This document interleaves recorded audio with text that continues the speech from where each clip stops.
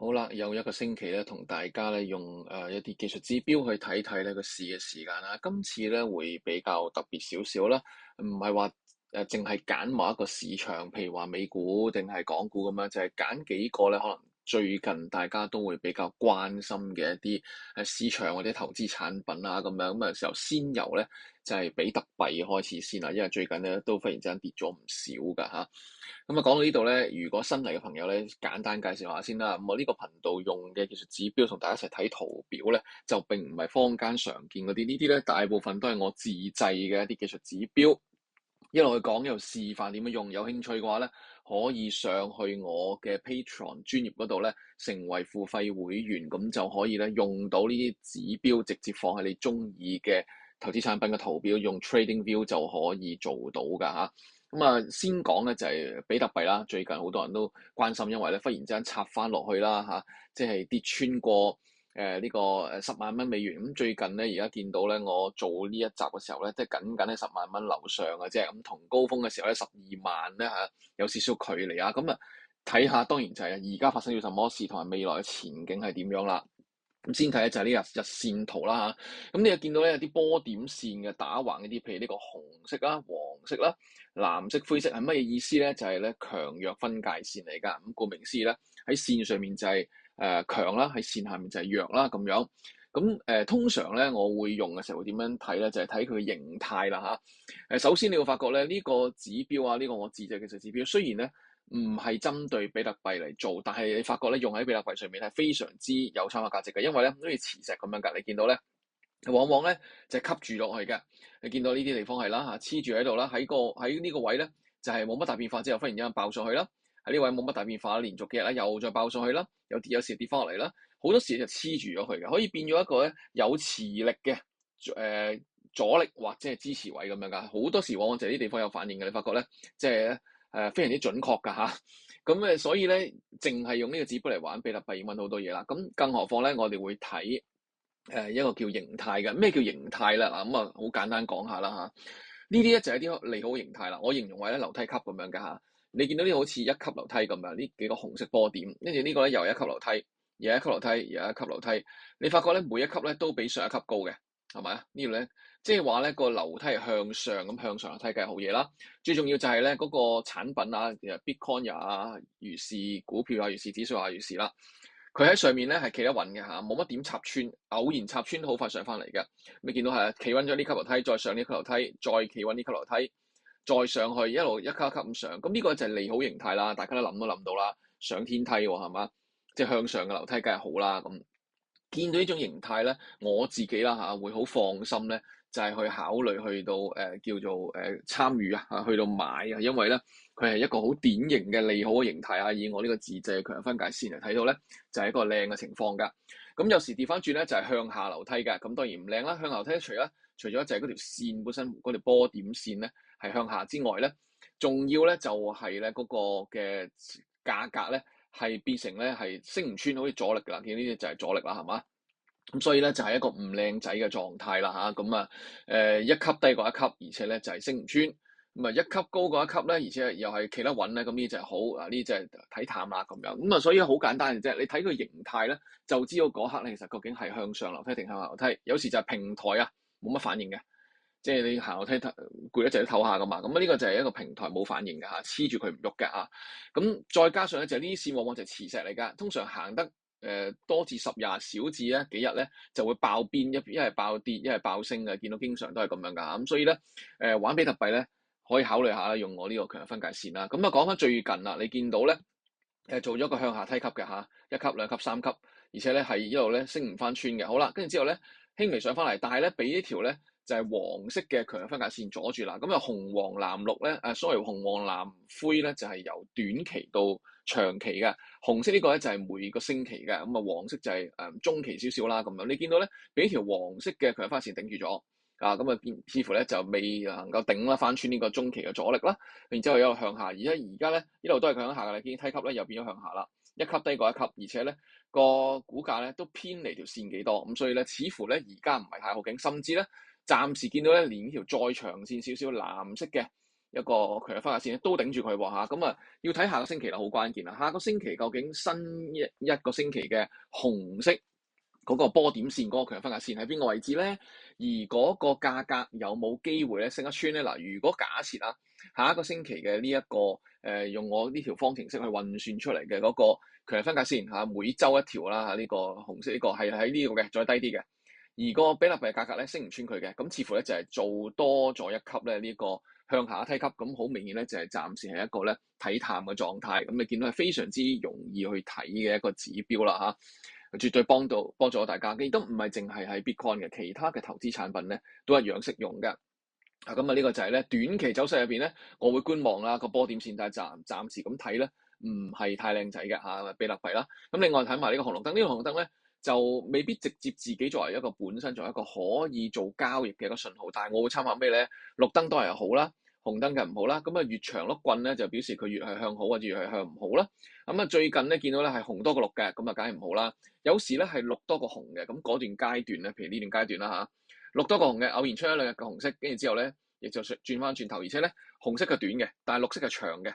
咁呢啲就見到咧就係比較利好嘅。咁你淨係睇呢個就會知道咧，最近咧好明顯紅多過綠啊，紅色就長啲，綠色就短啲。咁所以咧唔係太利好啊。最近你見到呢個啦，放翻大啲嚟睇啦。咁所以咧，我會短期咧唔係特別咧會覺得想去介入呢個比特幣啊。睇埋下面周線圖啦，周線圖呢度咧又係另一個咧我自製嘅技術指標，就係一個動能指標。動能意思咩意思咧？就係如果打個比喻揸車咁啦入波啊一波二波去到六波咁樣啦，個波段越高咧，當然就表示個動力越強啦，個 engine 都行得勁啲啦，係嘛，個 power 勁啲啦。咁而呢度咧係0至100嘅嚇，咁佢係咧叫做 index 咗嘅0至100啦咁樣，咁所以咧最低嘅0，最高嘅100，100就開到最行啊咁樣，開晒 turbo 咁樣啦。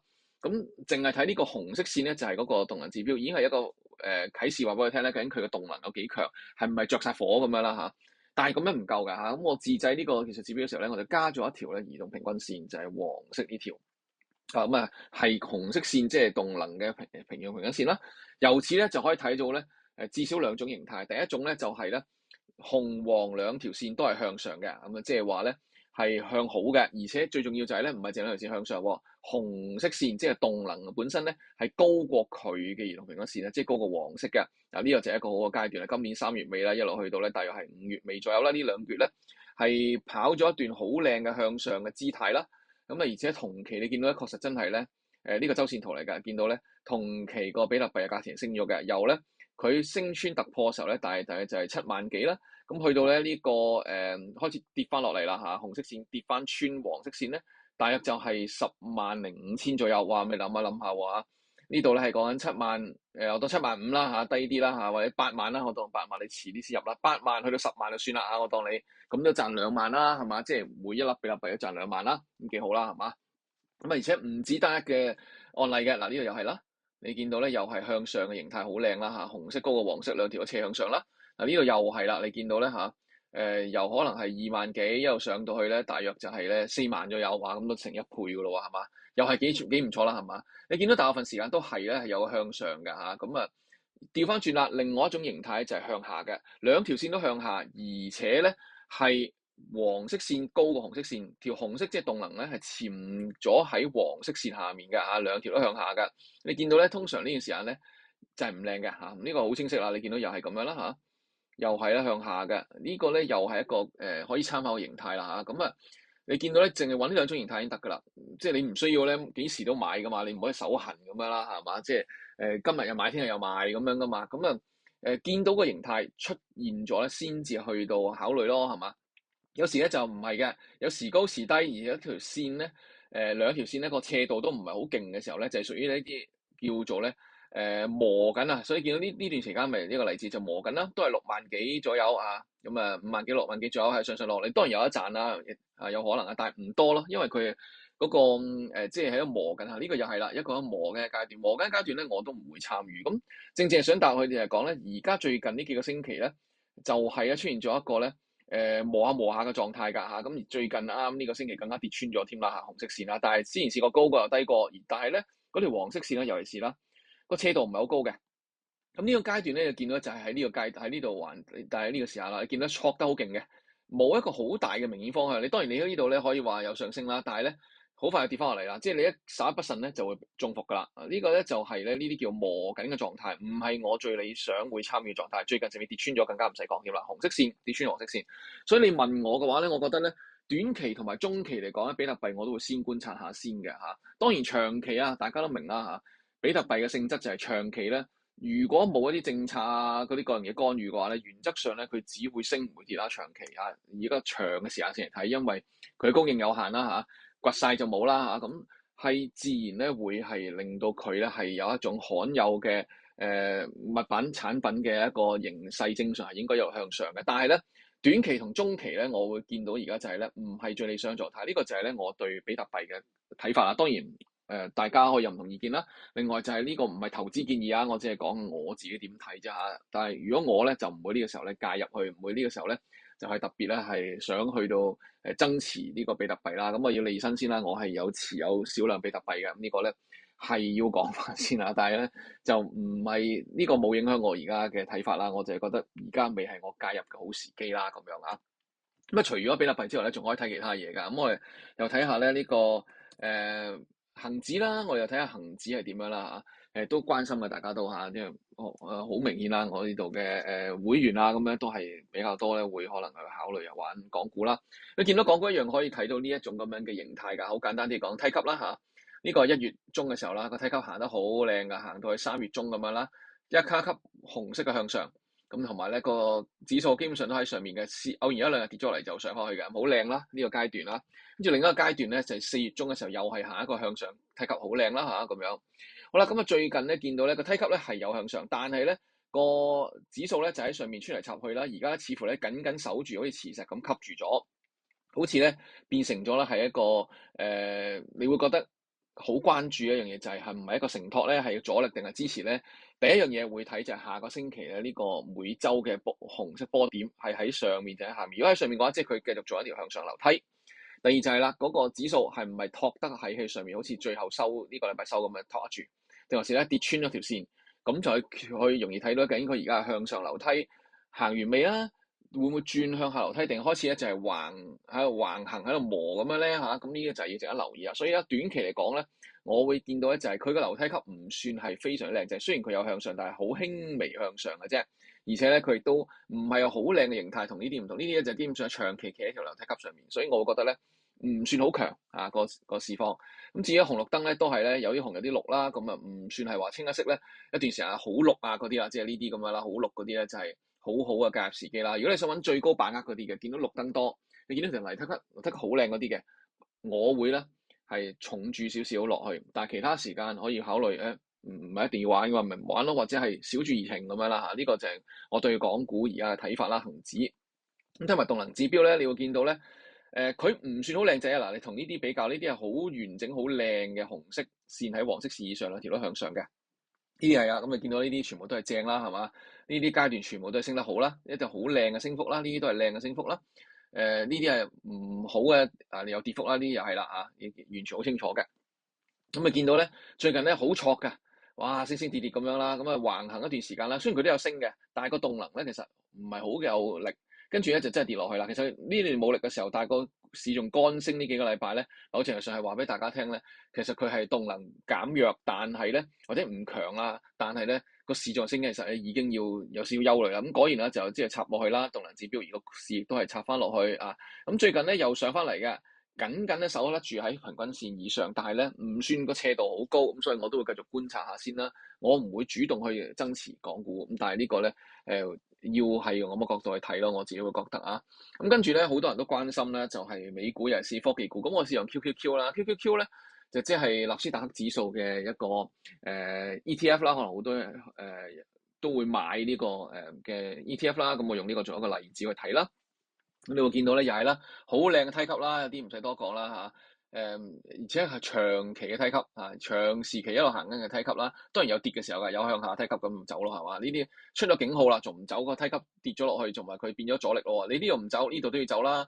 另一個有時我會睇嘅咧，就係咧，當兩條線跌穿兩條線，跌穿紅黃咧，咁我會小心啦，因為紅色係每週，黃色咧就係每2-3個禮拜左右啦嘅會轉一次嘅一個叫中期少少嘅強弱分界線。你見到同一時間跌穿兩條，梗係走啦，係嘛？調翻轉啦，升嘅時候你覺得升一條唔穩陣嘅，兩條升穿晒呢度先介入嘅，一路喺呢度，一路喺呢度，呢度喺呢度啊。咁你見到咧都係可以繼續去守落去。其實我會考慮咁樣兩條線去做決定啦，咁樣。咁但係最近咧，你見到咧呢 QQQ 咧係連續跌穿咗兩條嘅兩條嘅強弱分界線嚇，紅色、黃色都跌穿，而且咧係向下啊。咁另一樣可以參考咧，俾翻一個參考俾大家就係咧，以前舊嘅線咧都可以用嘅嚇，即係譬如佢通常去到呢啲舊嘅線嘅位置咧，會有啲反應嘅啊。對上一條或者對上近期嘅另一條都會係一啲重要嘅指標嚟啦。咁所以又係啦，下個星期睇下呢個關鍵就係紅色個波點線究竟會係落地上，同埋咧嗰個指數或者係嗰個 ETF 嘅價格係唔可以企得穩啦咁樣。咁但係暫時短期嚟講咧，又係見到咧多紅色燈，亦都咧係向下嘅時候咧，我會留意多少少，唔敢即刻去啦嚇。咁但係咧你睇呢度咧。又係啦，即係你見到佢係挫得好緊要嘅，呢段期間挫得好緊要。咁佢當然佢有升有跌啦，但係唔係最靚仔嘅狀態咯。即係呢啲地方可唔可以計下？佢都有升㗎，嗱呢度都有升㗎。但係咧，佢唔係話叫最靚，叫做或者叫成功率最高嘅啲形態，呢啲唔同啦。嗱，大家睇下呢啲同步㗎嘛。嗱呢度大約係咧3月尾去到呢度，大約係6月中咁啊。大家揾翻啊，3月尾4月初係嘛？6月中一路去到呢度6月中，係咪升好多啊？呢一段咧係升得咧個斜度係急啲，呢啲咧係冇咁急。你要見到咧，其實呢個動能指標話俾你聽，最佳或者係最有把握介入時機係幾時啦？你唔需要每一段都參與嘅。有時咧動能指標我擺周線圖最好就係每個禮拜睇一次已經得啦嚇。咁呢個就係我自己嘅用法啦。咁當然啦，長線咧唔好睇得太淡啊，因為點解咧？如果睇周線圖咧，佢長期都喺黃色呢條嘅10週移動平均線上面嘅，好少跌穿嘅。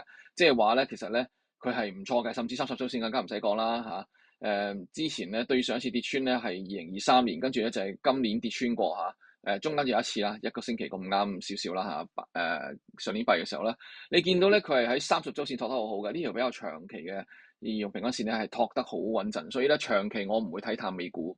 但係而家咧，會先觀察下，睇下幾時咧可以咬翻上去啦。無論動能指標或者係強弱分界線呢個都係我會係留意嘅一個一啲信號啦，咁樣啊。咁啊，今次同大家就係揾咗幾個唔同嘅產品同指數去睇睇啦。咁啊，究竟係點樣去到理解咧？而家嘅市況同埋未來咧個比較大可能出現嘅變化係我會買向好啊，定係買向淡啊，定還是咧先係喺度咧觀望先咧？咁同大家用咗呢啲技術指標就一清二楚啦。如果有興趣咧，用呢啲技術指標放喺你自己中意嘅投資產品啊，唔一定我以上講嗰啲啦，可以成為咧我嘅 Patreon 嘅付費會員啦。然之後咧俾個 message 我話俾我聽咧，你嘅TradingView 呢個咧係 TradingView 呢個網站呢個畫圖嘅平台嘅網站，你俾你嘅 TradingView 用戶名稱我，咁我咧就會將你加落去咧呢啲技術指標，呢度呢啲強弱分界線啊、紅綠燈啊，或者係呢個動能指標全部俾晒你用啦，咁樣，咁然之後咧就可以咧擺喺你任何你自己中意嘅圖表都得啦，咁樣，咁啊希望咧你會係中意呢一啲嘅技術指標，可以幫到手視覺化揾到好多嘅投資機會啊！祝大家咧就係揾多啲投資順利啊！下次咧再傾過啦，拜拜。